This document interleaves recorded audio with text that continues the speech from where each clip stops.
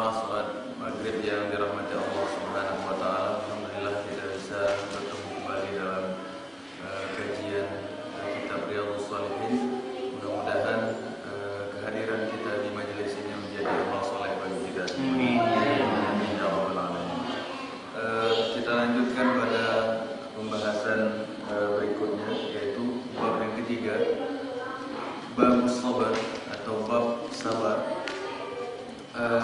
Bab sabar ini termasuk bab yang sangat panjang pembahasannya, tapi kita coba untuk mengambil yang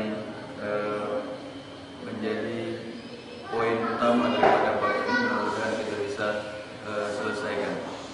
Kita lihat ayat yang pertama yang dimuat di dalam bab ini adalah surat Ali Imran ayat 200, ayat terakhir. A'udzubillahi minasyaitonirrajim. Bismillahirrahmanirrahim. Ya ayyuhalladzina amanu sabiru wa sabiru. Wahai orang-orang yang beriman, bersabarlah dan berupayalah untuk melakukan kesabaran itu. Nah, di dalam ayat ini Allah menyebutkan kata sabar ini 2 kali berturut-turut. Isbiru wa sabiru, ya. Nah, berarti ini satu hal yang sangat penting sekali. Kadang-kadang sabar ini kata orang terbatas, ya, ada batasnya dan seterusnya.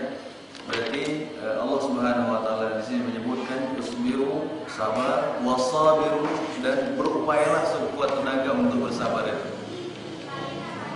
Dan kemudian ayat yang kedua kita lihat di dalam surat Al-Baqarah ayat 155. Sini Allah Subhanahu wa taala menyebutkan walanabluwannakum bisyai'in minal khawf. Kami benar-benar akan menguji kalian dengan sedikit rasa takut. Allah menyebutkan sedikit. Wal ju' dengan ujian kelaparan. Wa naqsim minal amwal, kurang harta, kurang duit. Wal anfus, begitu juga dengan kematian. Wa thamarat, kurangnya buah-buahan, hasil pertanian. Wa basyiris sabirin, dan berilah kabar gembira kepada orang-orang yang bersabar itu. Nah, di dalam ayat ini Allah Subhanahu wa taala menyebutkan dengan kata-kata walanabluwannakum, pasti betul-betul kami akan uji kalian. Nah, berarti di dalam ayat ini Allah menegaskan kepada kita bahwasanya semua orang itu pasti diuji oleh Allah. Dan ujian Allah ini sudah ditetapkan atau sudah di-style sesuai kemampuan orangnya. Dan tidak ada ujian Allah yang lebih daripada batas kemampuan orang itu. Semakin tinggi keimanan seseorang, maka semakin tinggi pula ujiannya. Tapi tetap saja ujian tersebut masih di bawah kemampuan dia, masih sesuai dengan kemampuan dia. Nah, berarti Allah Subhanahu wa taala yang mempunyai sifat rahman dan rahim, ya, pengasih dan sayang kepada manusia ini, meskipun ia ingin menguji manusia, tapi tetap saja ujian tersebut ada takarannya. Bukan berarti Allah ingin menguji seorang dan tidak ada batasnya. Tetap ada batas sesuai dengan kemampuan daripada manusia tersebut. Jadi Allah Subhanahu wa taala menyebutkan, pasti kami akan uji kalian, kata Allah. Pasti akan kami uji. Dengan apa ya Allah? Bisyai'in minal khauf, sedikit dengan rasa takut. Ya. Rasa takutnya apa? Mungkin rasa takut kalau punya anak, takut enggak? Kalau punya anak banyak, takut enggak? Takut, ya. Kami uji dengan rasa takut. Kalau taruh anaknya di pesantren, takut enggak ya? Enggak ya? Enggak takut miskin ya? Nah, kadang-kadang ada sebagian orang kalau taruh anak di pesantren takut katanya. Takut miskin lah, takut kelaparan, macam-macam ya. Nah, sedikit, tapi Allah sebutkan kata-kata sedikit. Sedikit rasa takut. Nah, mungkin takut beban, suram, nanti anaknya kalau menikah dengan orang yang biasa-biasa, takut ya. Banyak sekali rasa-rasa takut ini yang kadang-kadang cuman was-was daripada setan, bukan yang sebenarnya. Nah, kemudian wal ju', diuji Allah dengan kelaparan. Barangkali sebagian orang makannya melimpah, tapi sebagian orang lain Allah uji mereka dengan rasa lapar. Bagi mereka sepiring nasi itu sangat berharga sekali. Tapi buat sebagian orang lagi yang namanya makan bagi dia melimpah. Nah, kemudian wanaqsim minal amwal, hartanya sedikit. Diuji Allah dengan sedikit harta, penghasilan pas-pasan. Ya. Penghasilannya ya cukup makan, cukup bayar kontrakan rumah, cukup buat cicilan motor, ya, sedikit hartanya. Tapi ini adalah ujian dari Allah Subhanahu wa taala. Wal anfus, diuji pula dengan kematian, diuji pula dengan ancaman jiwa, diuji pula dengan barangkali ada keluarganya yang meninggal dunia, anaknya, keluarganya, orang-orang yang berada dekat dia, diuji oleh Allah Subhanahu wa taala. Kemudian diuji pula dengan buah-buahan, sedikit buah-buahan ini. Barangkali hasil panennya tidak sebagaimana yang diharapkan. Ya, orang yang menanam padi, dia tanam dalam jumlah yang besar, barangkali harapannya tahun ini bisa menghasilkan panen yang banyak, tapi ternyata tidak. Nah, atau pasokan buah-buahan atau sumber makanan kita ini terbatas sekali. Ini diuji oleh Allah Subhanahu wa taala. Pada saat mungkin cabai kurang di pasaran, diuji gitu. Tapi mungkin kalau ujiannya cabai tidak begitu parah. Tapi pada saat ujiannya adalah beras misalnya, diuji dengan beras, kurang beras di pasaran, kita kelimpungan. Ya, apalagi orang-orang di perkotaan udah pasti mengeluh. Petani tidak mau menjual hasil panennya, kemudian tidak ada pasokan beras dari pemerintahan. Apa yang terjadi di situ? Nah, di sini adalah ujian dari Allah Subhanahu wa taala. Barangkali hal ini masih jauh dari kita, akan tetapi bagi sebagian kaum muslimin, misalnya di Syria, ya, mereka betul-betul tidak mungkin dapatkan makanan ini, dan bahkan banyak di antara mereka yang mati kelaparan. Kemudian seperti di Palestina, meskipun mereka punya uang banyak, tapi pasokan makanan tidak bisa datang. Semua penjuru mereka dikepung oleh musuh-musuh, sehingga di sini kita lihat Allah menyebutkan wa naqsim minal amwal wal anfus, semua diuji oleh Allah. Wathamarat, buah-buahan, wabashiris sabirin, tapi Allah menyebutkan di ujung ayat wabashiris sabirin, beri kabar gembira kepada orang yang bersabar itu. Berarti sabarnya tak karena takut, sabar karena lapar, kurang harta, ujian jiwa, kemudian buah-buahan, semua kata Allah beri kabar gembira kepada mereka. Nah, berarti orang-orang yang bersabar ini akan mendapatkan kabar gembira dari Allah Subhanahu wa taala. Dan itu tentu kita akan dapatkan nanti dalam ayat-ayat sebelum berikutnya. Nah, kemudian dalam surat Az-Zumar kita lihat ayat 10, innama yuwaffas sabiruna ajrahum bighairi hisab. Sesungguhnya Allah akan menyempurnakan pahala bagi orang-orang yang bersabar ini tanpa batas. Allah akan berikan ganjaran untuk orang-orang yang bersabar ini tanpa batas, unlimited, ya, tanpa batas. Pahala sabar ini tidak ada batasnya, tidak bisa dihitung dengan nominal, tidak bisa dihitung dengan angka, tidak bisa. Makanya pada saat seorang diuji oleh Allah Subhanahu wa taala, misalnya dengan tidak mendapatkan keturunan, dia sabar di situ. Dia sabar, diuji Allah dengan tidak mendapatkan keturunan, dia sabar. Dia banyak berdoa kepada Allah, mendekatkan diri kepada Allah. Diuji dengan sedikit harta, dia bersabar. Terus dia bersabar, ya, sampai Allah Subhanahu wa taala tetapkan jalan keluar bagi dia. Dan begitu juga dengan orang-orang yang diuji dengan penyakit, ya. Dia bersabar dengan ujian tersebut, maka sepanjang dia mendapatkan ujian itu, maka dia sebenarnya dalam koridor amal soleh. Seseorang misalnya diuji dengan sakit emah ini, diuji oleh Allah dengan sakit emah setahun, 2 tahun, 3 tahun, tapi bersabar dia selama 3 tahun itu. Maka selama 3 tahun itu pun nilainya ibadah. Ya.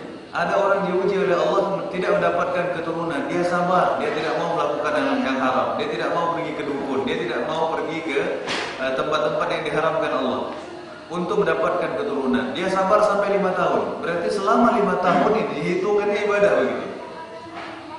Makanya kita lihat tadi Allah menyebutkan innama yuwaffas sabiruna ajrahum bighairi hisab. Allah beri balasan untuk orang-orang yang sabar ini tanpa batas.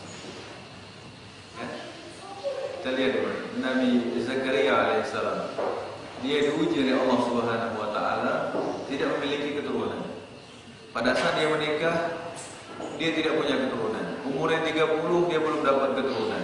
Umurnya 40 belum dapat keturunan. 50 juga belum dapat keturunan. Dia berdoa, ya Rabbi habli minas salihin, ya Allah berikan aku keturunan yang baik, keturunan yang saleh. Tetap tidak dikabulkan Allah. Tapi doa terus dia panjatkan dengan sabarnya. Ya. berupaya, ikhtiar semuanya dengan maksimal dan bersabar dia.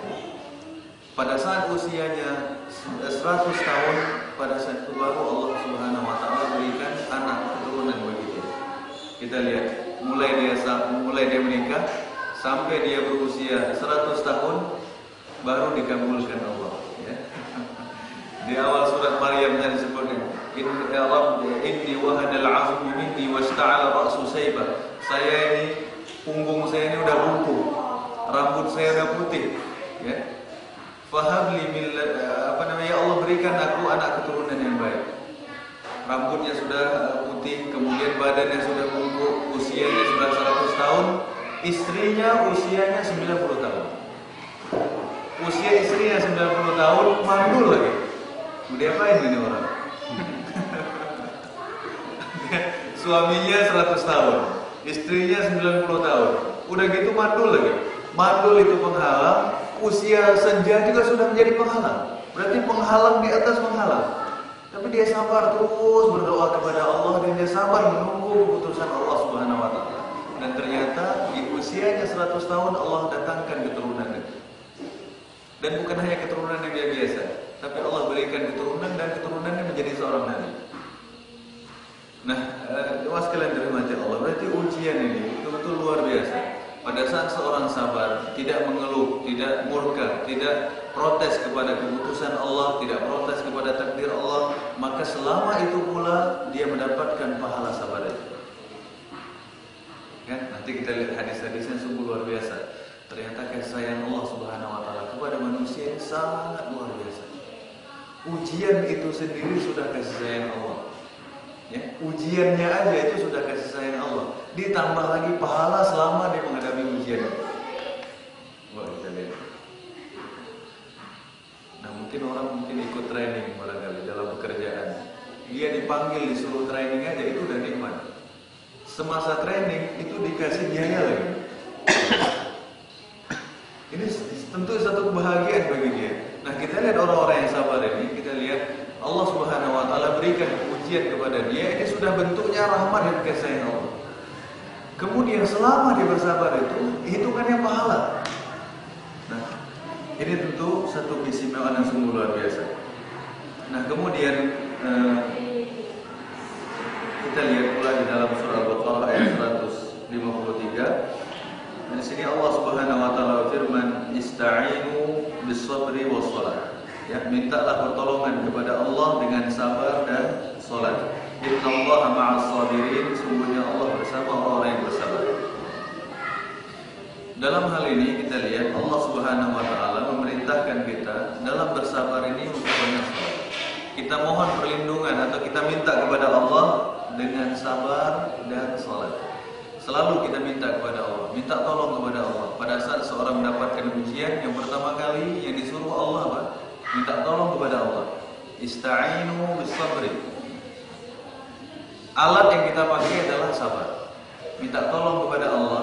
Kita selalu minta Allah, ya Allah berikan kemudahan, ya Allah ringankan musibah, ya Allah berikan solusi. Kita minta kepada Allah. Atribut yang kita pakai yang pertama apa? Sabar. Atribut ini sabar dulu. Nah, kemudian yang kedua, apa reaksinya yang kedua? Atau atribut yang kedua adalah salat. Dua hal ini yang kita lakukan selalu pada saat kita memohon kepada Allah Subhanahu wa taala. Minta keturunan, minta penghasilan yang baik, minta prestasi yang baik, minta kesehatan. Selalu itu kita lakukan. Selalu kendaraannya sabar sama salat. Dan kita lihat Rasulullah SAW pada saat menghadapi ujian di Mekah selama 13 tahun. Di Mekah selama Rasulullah SAW berdakwah 13 tahun itu nggak boleh balas. Kalau disiksa orang, kalau dimusuhin orang, kalau dilempar kotoran, dicaci maki, diludah, nggak boleh balas. Sabar aja. Dan itu dilakukan sahabat Nabi selama Rasulullah dan para sahabatnya selama 13 tahun. 13 tahun nggak boleh balas, Pak. Dia aja pokoknya. Kita jangankan 13 tahun ya, baru digoda-goda orang aja udah gemes kita. Nah, kita lihat Rasulullah SAW ya, selama 13 tahun Rasulullah SAW ini dan para sahabatnya, mereka ini dihina orang, dimaki orang, difitnah, itu udah kerjaan orang-orang kafir setiap hari kepada Rasulullah dan para sahabatnya. Dan pada saat siapa ini? Ammar bin Yasir, Ammar dan keluarganya, ayahnya, ibunya diikat di pohon, ya, diikat di pohon, disiksa sama orang-orang kafir itu. Mereka dicambuk, disiksa, bahkan Sumayyah itu ditombak sampai dia meninggal dunia. Yasir juga begitu. Yasir juga begitu, ayahnya. Nah kemudian pada saat itu Rasulullah SAW lewat di dekat mereka dan Rasulullah hanya berkata, sabran ala Yasir fa inna mau'idakumul jannah. Sabarlah wahai keluarga Yasir, Allah janjikan surga untuk kalian. Kita lihat Rasulullah tidak mengumpulkan sahabatnya, hai sahabatku mari semua kumpul kita tolong ini. Tidak dilakukan itu. Cuma Rasulullah memberikan motivasi kepada mereka. Sabran ala Yasir fa inna mau'idakum al-jannah. Sabarlah wahai keluarga Yasir, Allah janjikan surga untuk kalian. Selama 13 tahun Rasulullah SAW mendidik para sahabatnya untuk bersabar, tidak boleh balas. Apa yang dilakukan mereka? Ya, mereka memperbanyak sholat. Makanya pada saat periode Mekah itu ibadah yang paling dominan dilakukan oleh para sahabat adalah melaksanakan sholat tahajud. Paling dominan. Makanya kita lihat surat Muzammil itu, ya ayyuhal muzammil, hai orang muslimun, qumil laila illa qalila, bangunlah di malam hari, hidupkan malam hari itu kecuali sedikit. Awzid alaihi warattilil qur'ana tartila. Kemudian Allah menyebutkan, inna sanulqi alaika qawlan thaqila. Kami akan turunkan kepada engkau Muhammad perkataan Quran yang berat. Berat tanggung jawabnya, berat aturannya, berat perintahnya, cobaannya juga berat. Tapi sebelum Allah turunkan Quran dengan perintah dan tanggung jawab yang berat ini, apa yang disuruh Allah? Qumil laila illa qalila. Hidupkan malam hari. Hidupkan malam hari ini dengan salat tahajud. Manfaatkan waktu di malam hari ini untuk beribadah kepada Allah Subhanahu wa taala. Sehingga ternyata ujian yang berat itu menjadi mudah. Makanya kita lihat di sini dalam surah Al-Baqarah tadi ayat berapa? 153. Ista'inu bis-sabri was-salat. Ya. Upayakan nih kita minta kepada Allah Subhanahu wa taala dalam menghadapi masalah ini dengan banyak sabar, kemudian dengan melaksanakan salat. Makanya ulama-ulama terdahulu kalau ada masalah itu mereka solusinya salat. Ya. Kalau ada masalah mereka solusinya salat. Apa saja masalah yang mereka hadapi. Dan begitulah Rasulullah SAW dalam menghadapi hari-harinya ketika di Mekah, beliau selalu hadapi masalah-masalah yang banyak itu dengan sabar dan salat. Kemudian Allah menyebutkan innallaha ma'as sabirin. Ya, sesungguhnya Allah bersama orang yang sabar. Banyak kita lihat atau kita dengar cerita, ada seorang ibu-ibu yang bercerita, dia bilang anak saya diuji dengan penyakit kanker otak. Dia suami istri dokter. Nah, di Indonesia ini semua rumah sakit sudah dicoba dan ternyata tidak ada yang berhasil. Kemudian dia sebar informasi ke seluruh dunia, ke dokter-dokter yang ada di seluruh dunia, rumah sakit seluruh dunia, disebar informasi dengan kasus penyakit anaknya ini. Tidak ada yang merespon. Kemudian Australia memberikan respon, Cina memberikan respon. Terakhir dibawa ke Australia. Pada saat di Australia, dia bawa ke sana di rumah sakit. Pada saat anaknya merasakan rasa sakit, dia selalu berteriak dan menangis. Pada saat anaknya berteriak dan menangis, ibunya semakin sedih. Terus seperti itu. Asal anaknya menangis, dia pun ikut menangis. Dan kita tahu seorang ibu ini jiwanya sangat mudah sekali untuk menangis. Ya. Dia sayang betul kepada anaknya. Nah, pada saat itu dia sambil menunggu, dia sabar betul. Sudah berbulan-bulan dia tunggu itu. Kemudian pada saat itu dia pasrah kepada Allah Subhanahu wa taala. Dia berkata, "Ya Allah, kalau memang anak ini Engkau ingin mengambilnya, aku sudah ikhlaskan. Tapi kalau Engkau melihat anak ini baik untuk hidup dan dia bermanfaat untuk Islam ini, tolong hidupkan dia." Kemudian setelah itu sambil menunggu dia sholat tahajud di samping anaknya. Dia sholat tahajud, dia baca Al-Quran. Dia sholat tahajud, dia baca Al-Quran sampai 40 hari. Dan ternyata setelah 40 hari hilang penyakitnya. masalahnya apa? Memperbanyak sholat. Ista'inu bisabri was-sholat. Nggak ada solusi lain. Ya, nggak ada solusi lain. Ada seorang guru agama, ya, di salah satu ada guru agama di Jawa Tengah. Dia divonis dokter juga kanker otak. Dia bilang orang ini paling-paling sebulan masa hidupnya lagi. Ya. Usianya paling-paling tinggal 1 bulan aja. Kemudian dia pasrah saja kepada Allah. Ya sudah, 1 bulan ini saya memanfaatkan sebaik-baiknya untuk beribadah kepada Allah Subhanahu wa taala sehingga nanti bisa bertemu dengan Allah dengan kualitas ibadah terbaik. Selama 1 bulan ini dia manfaatkan betul untuk sholat tahajud. Dia manfaatkan betul. Dia perbanyak sholat sunnahnya, sholat duhanya, sholat tahiyatul masjidnya. Sholat ini dia manfaatkan dengan baik. Dia tidak mau ada ketinggalan waktu sholat. Dan dia perhatikan betul sholat tahajud ini. Dan ternyata setelah 1 bulan berlalu, sebagaimana dijanjikan dokter, ternyata tidak ada apa-apa. Kemudian dicek lagi, di-scan lagi kepalanya dan ternyata kankernya hilang. Ya, ternyata kankernya hilang. Berarti kita lihat Allah Subhanahu wa taala, ya, meskipun memberikan ujian kepada kita, tapi Allah betul memberikan kasih sayang juga kepada manusia. Solusinya sebenarnya ada dalam Al-Quran. Dan pada saat seorang diuji dan dia tahu sesungguhnya dia diuji oleh Allah Subhanahu wa taala, maka jangan cari yang aneh-aneh. Ya kan? Jangan cari dukun, cari paranormal, cari yang ada manfaatnya itu. Makanya solusi terbaik adalah dalam Al-Quran. Karena kitab ini bukan hanya sebagai wahyu, sebagai hanya pedoman hidup, tapi untuk kebutuhan hidup manusia secara total. Semua ada dalam Al-Quran ini. Ya, pada saat seorang mengkaji Al-Quran dengan baik dan dia tahu isi Al-Quran ini, maka benar-benar Al-Quran ini memberikan maslahat kepada manusia itu. Nah, hal inilah yang ingin kita tanamkan kepada seluruh jiwa daripada orang Islam ini. Dan ini yang dilakukan oleh Rasulullah SAW kepada para sahabatnya, bahwasanya hidup dengan Al-Quran adalah hidup yang paling hebat.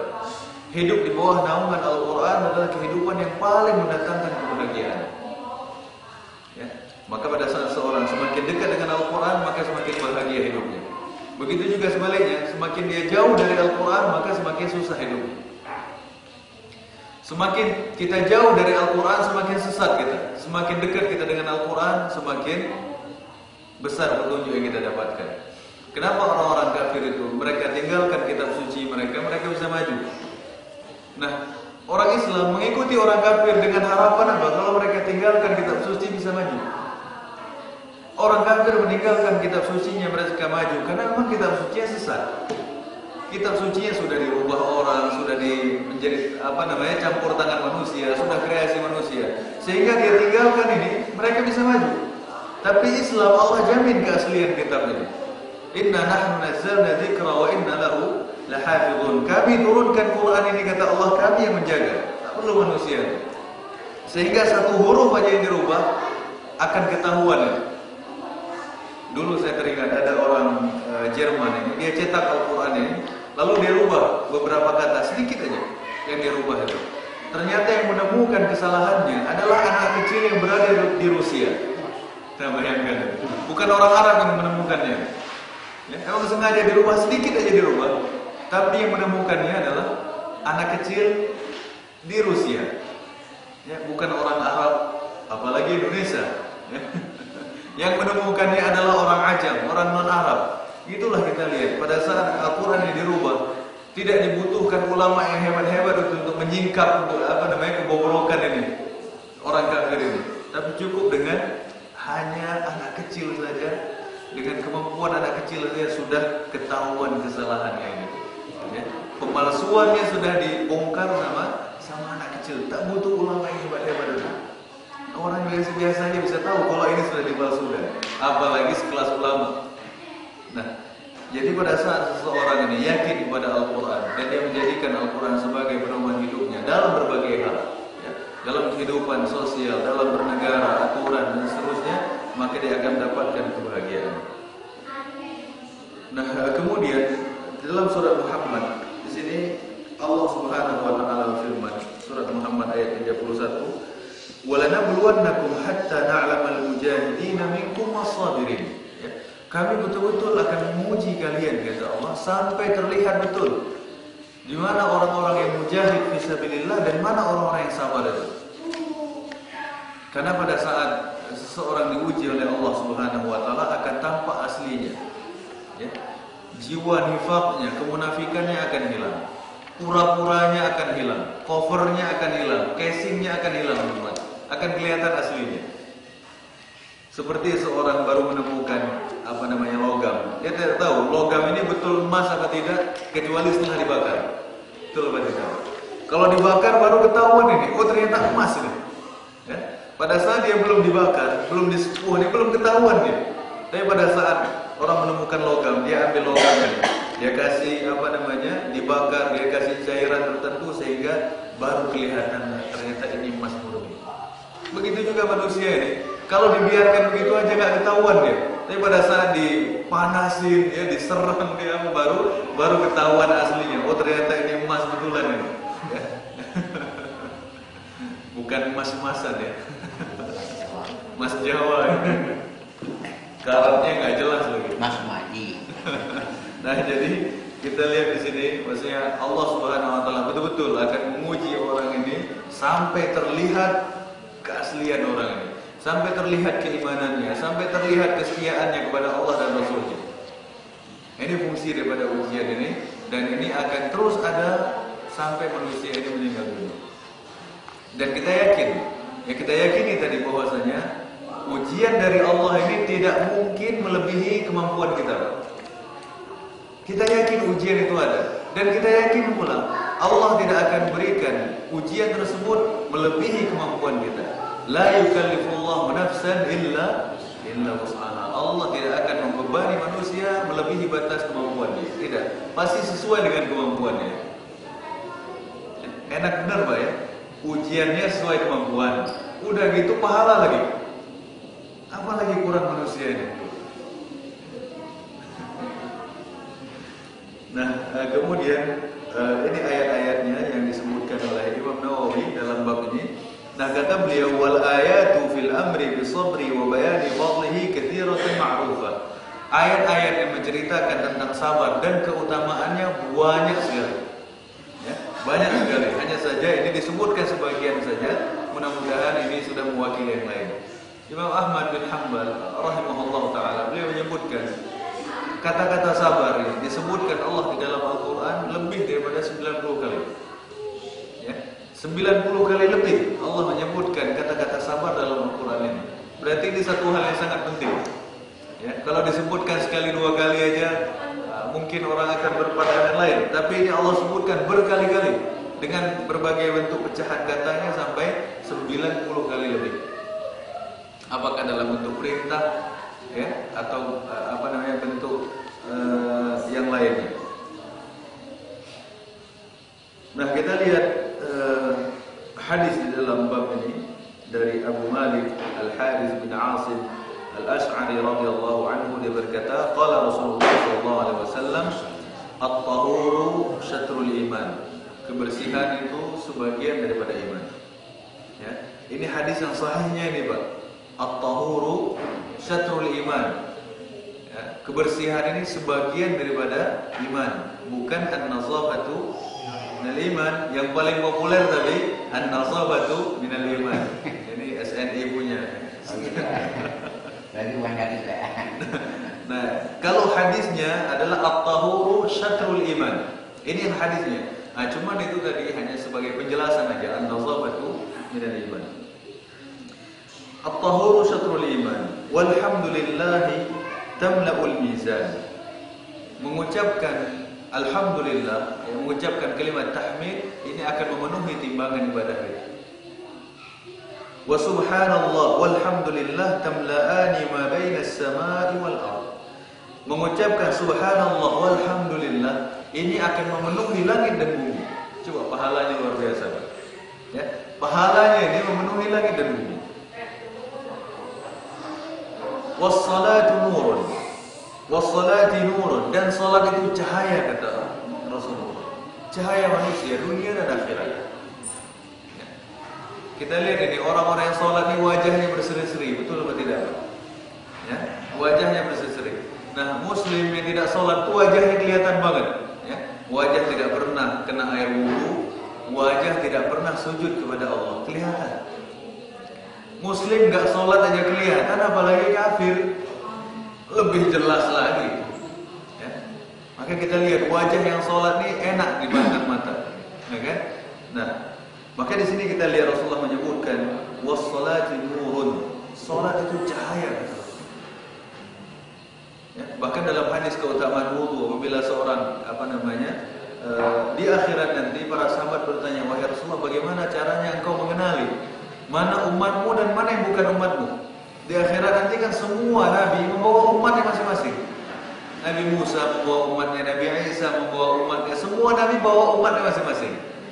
Nah, para sahabat bertanya, wahai Rasulullah, kira-kira engkau bagaimana mengenali kami? Kan semua nabi itu punya umat dan barangkali nanti di sana bercampur. Apa ciri-cirinya? Kata Rasulullah, nanti wajah kalian atau badan kalian yang terkena air wudu akan bercahaya, kata Rasulullah. Wajah kita yang kita basuh air wudu akan bercahaya, tangan kita, lengan kita basuh dengan air wudu akan bercahaya, kaki kita akan bercahaya. Maka kata Rasulullah, siapa yang mampu untuk memperbanyak dan memperpanjang cahayanya, silahkan, kata Rasulullah. Nah, berarti orang Islam ini ya dengan sholatnya, dengan wudunya itu akan menambah cahaya di hari kiamat. Nah, pada saat dia melakukan sholat 5 waktu, apalagi dia lakukan di masjid, ini akan menjadi cahaya dia di hari kiamat. Dan Nabi akan lebih mudah mendeteksi, wah ini muslim ini umatku ini. Ini muslim mau nggak sholat bahaya tuh, nggak ada tandanya nanti. Nanti kok nggak dapat syafaat. Nah, makanya kalau orang mau syafaat itu syaratnya apa? Syaratnya sholat 5 waktu. Ya, sholat 5 waktu. Nah, itu identitasnya tuh di akhirat. Di akhirat nggak ada ID card nih. Ya. Nggak ada semua itu. Yang ada apa? Kartu pengenalnya, tanda pengenalnya adalah air wudu dan sholat. Itu tanda pengenalnya. Tanda pengenalnya cuma itu. Yang nggak punya itu ya udah wassalam. Gitu. Nggak ada yang mengurusin dia. Nah, ini keistimewaan tersebut luar biasa. Kemudian Rasulullah menyebutkan berikutnya was-shadaqatu burhanun. Sedekah ini bukti, kata Rasulullah. Bukti keimanan, ya. Bukti mendapat nikmat dari Allah Subhanahu wa taala. Dan bukti kesetiaan kita kepada Allah dan Rasulnya. Di sini Rasulullah menyebutkan kalau orang sedekah ini dia sebagai bukti keimanan dia kepada Allah. Allah Subhanahu wa taala suruh dia zakat, suruh dia infak, suruh dia sedekah. Kalau dia melakukan hal itu berarti ini bukti keimanan dia kepada Allah. Bukti dia memenuhi aturan Allah dan Rasulnya. Dan bukti dia sudah mendapatkan kenikmatan dan dia bersyukur atas kenikmatan itu. Nanti orang tidak bersedekah nih, tidak mengeluarkan zakat, tidak ada bukti keimanannya, tidak ada bukti kesyukurannya. Nah, kadang orang cuma dapat nikmat dia bilang alhamdulillah, alhamdulillah, alhamdulillah. Cuma alhamdulillah doang. Ya, cuma lisan aja, tapi actionnya nggak ada. Nah, kalau dia merasa diri mendapatkan nikmat dari Allah, salah satu buktinya apa? Dia mengeluarkan zakat, dia mengeluarkan sedekah. Bukti dia dapat nikmat, bukti tanda keimanan dia kepada Allah, bukti kesyukuran dia. Wasabru dhiya, sabar ini kata Rasulullah adalah cahaya. Wasabru dhiya, sabar adalah cahaya bagi kita. Maka sabarnya betul-betul satu kenikmatan yang sungguh luar biasa yang diberikan Allah Subhanahu wa taala kepada seorang Islam. Nah, kemudian hadis yang kedua kita lihat hadis dari Abi Sa'id Sa'ad bin Malik bin Sinan Al-Khudri atau yang biasa kita kenal dengan Abu Sa'id Al-Khudri radhiyallahu anhu. Dia berkata, anna nasan minal ansar sa'alu Rasulullah sallallahu alaihi wasallam fa'atahum. Ada sekelompok manusia, ada sekelompok orang ini yang datang dari kalangan Ansar, penduduk Madinah, datang kepada Rasulullah SAW dan mereka semua meminta. Ya, sekelompok orang semuanya minta sama Nabi. Ya, ada yang minta duit, ada yang minta makanan, ada yang minta baju. Datang semua minta sama Nabi. Fa'atahum, dan Rasulullah memberikan kepada mereka apa yang mereka minta. Kalau yang diminta itu ada sama Nabi, Rasulullah langsung berikan. Kemudian apa kata beliau? Ya, sampai apa yang ada di tangan beliau itu habis. Sampai duitnya habis, sampai makanannya habis. Kemudian kata Rasulullah, "Ma yakun 'indi min khairin falan addakhirahu 'ankum." Kebaikan apapun yang aku miliki, aku tidak akan simpan untuk kalian, kata Rasulullah. Artinya aku tidak akan simpan-simpan, aku akan berikan, kata Rasulullah. Aku tidak eman-eman, ya, enggak sayang-sayang. Pokoknya apa sih yang diminta akan aku berikan, kata Rasulullah. Tapi kata Rasulullah, tapi wa man yasta'fif yu'ifhu. Siapa yang tidak meminta-minta dan ingin menjaga kesucian dirinya, kata Rasulullah, maka dia akan dijaga kesuciannya, kata Rasulullah. Rasulullah tidak mencela. Cuma Rasulullah mengatakan, siapa yang menjaga kehormatan dirinya, siapa yang menjaga kemuliaan dirinya dengan tidak meminta-minta, kata Rasulullah, maka Allah akan jaga kesucian dirinya itu. Allah akan jaga wibawanya, Allah akan jaga kehormatannya. Nah, kemudian kata Rasulullah lagi, wa man yastaghni yughnihillah. Siapa yang merasa cukup dengan rezeki yang Allah berikan kepada dia, dia tidak minta-minta, dia merasa cukup, maka Allah akan berikan rasa cukup dalam hatinya. Wa man yatasabbar yusabbihu Allah. Siapa yang berlatih untuk sabar, maka Allah akan berikan kesabaran kepada dia. Ya. Siapa yang berupaya untuk sabar, maka Allah akan berikan sifat sabar itu kepada dia. Wa ma u'tiya ahadun 'ata'an khairan wa awsa' min as-sabr. Ya. Tidak ada pemberian yang diberikan Allah kepada seseorang yang lebih luas dan lebih bagus dari sabar. Karunia Allah kepada manusia yang paling bagus, yang paling luas adalah sabar, kata Rasulullah.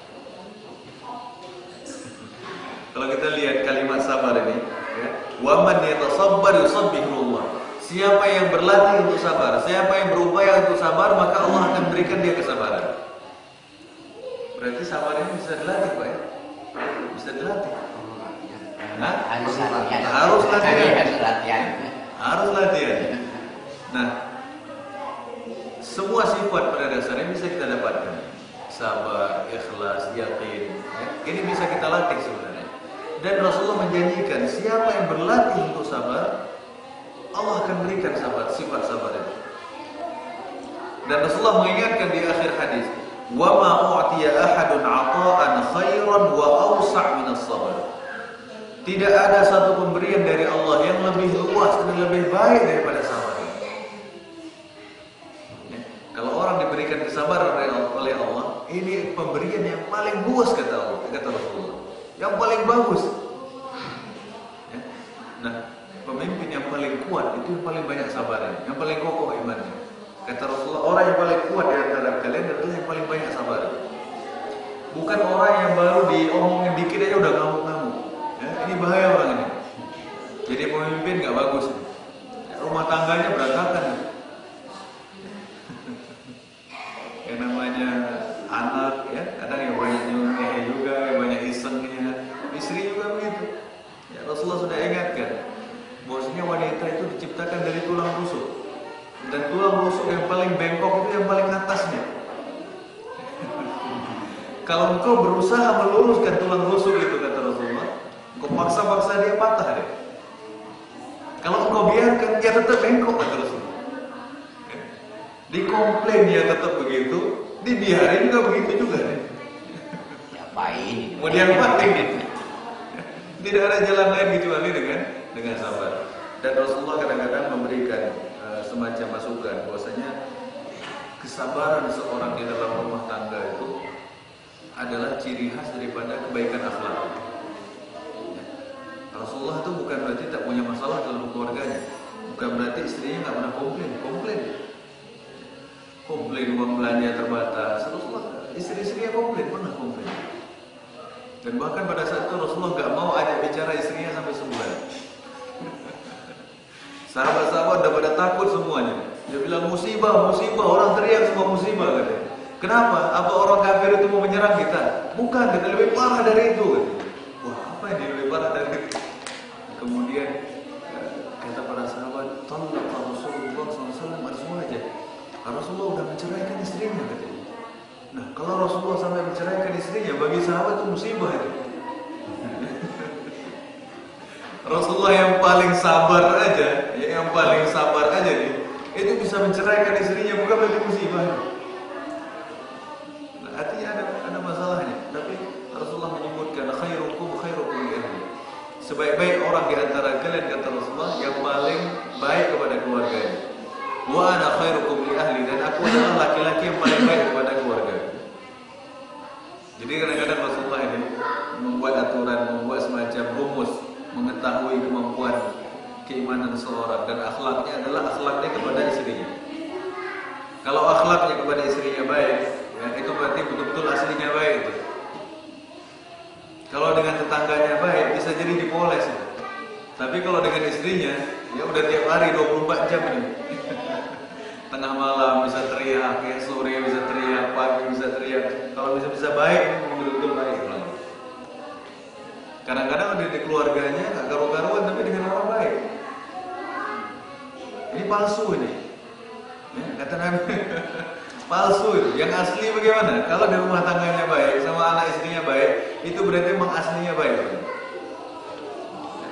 Nah, jadi suatu ketika ada orang datang, wanita-wanita datang ke rumah Nabi, semuanya ngeluh. Dia adukan semua istrinya, suaminya.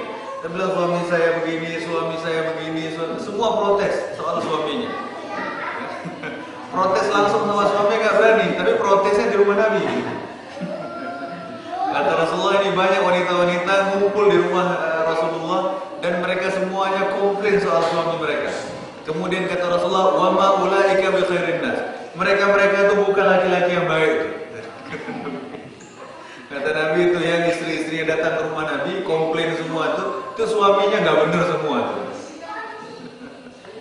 Nah, kita lihat, jadi memang kesabaran dalam rumah tangga ini betul-betul harus sabar. Kalau dulu mungkin masih cantik, ya, masih muda, masih bisa dibedakan mana kelingking, mana jari manis, ya kan? Sekarang udah jempol semua, susah bedainnya. Kalau dulu mungkin oke lah, sabar ya, wajar gitu. Masih cantik, masih apa. Nah, sekarang ini Masya Allah udah mujahadah semua udah. Luar biasa. Nah, jemaah sekalian dirahmati Allah Subhanahu wa taala, Rasulullah menyebutkan tadi, wa ma utiya ahadun ata'an khairan wa awsa' min as-sabr. Tidak ada pemberian Allah kepada manusia ini yang lebih baik dan lebih luas daripada sabar. Ya, kalau sudah diberikan kesabaran, itu pemberian Allah yang paling luas dan yang paling baik. Dia diuji dengan apapun, tahan dia. Diuji dengan penyakit, sabar. Diuji dengan rezeki yang terbatas, sabar. Diuji dengan meninggal saudaranya, dia sabar. Penghasilannya kurang, dia sabar. Buah-buahan tidak banyak menghasilkan, hasil pertanian juga sabar dia. Makanya kita lihat Rasulullah menyebutkan pemberian yang paling luas adalah sabar.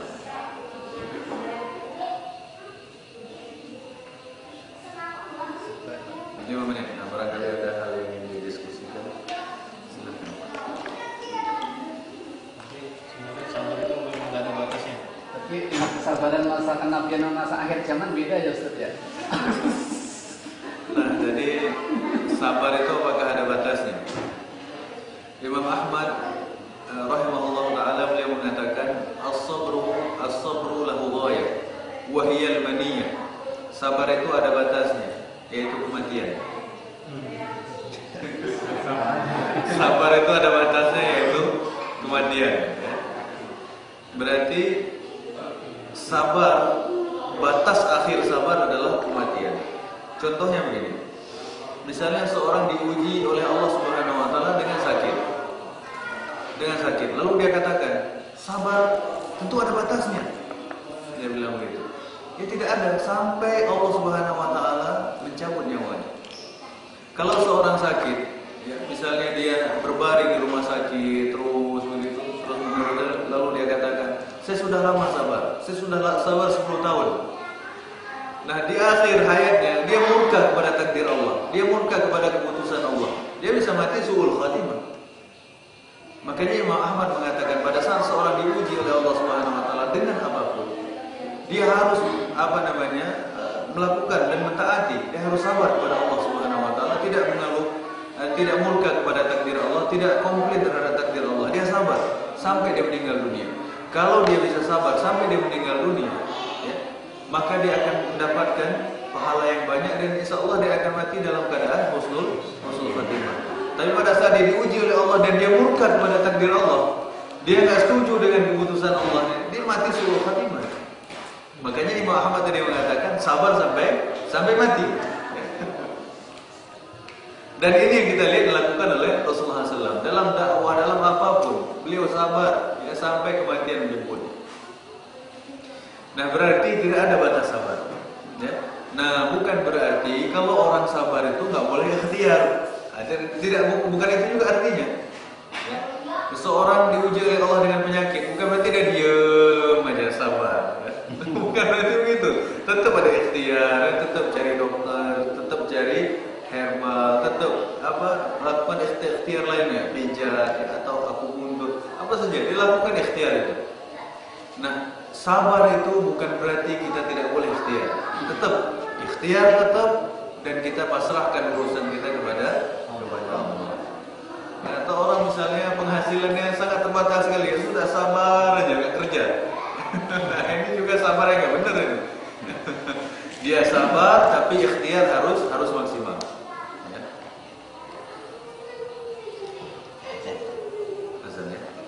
Demikian dulu, nanti insya Allah kita lanjutkan lagi. Ini hadisnya sangat banyak sekali.